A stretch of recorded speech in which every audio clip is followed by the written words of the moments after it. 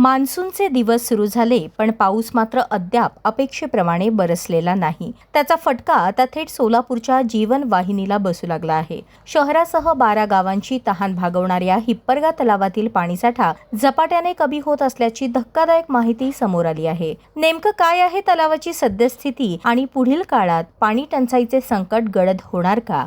आभाळ भरून येतंय, ढगही दिसतायत, पण सोलापूर जिल्ह्यात पावसाची दमदार हजेरी अद्याप लागलेली नाही आणि याच ओढीचा परिणाम आता जिल्ह्यातील जलसाठ्यांवर स्पष्टपणे दिसू लागला आहे. सोलापूर शहरासह 12 गावांना पाणी पुरवठ्याची जबाबदारी सांभाळणाऱ्या ऐतिहासिक हिप्परगा तलावातील पाणी पातळी दिवसेंदिवस खालावत आहे. मान्सूनच्या सुरुवातीलाच तलावातील साठा कमी होऊ लागल्याने प्रशासनाची चिंता वाढली आहे.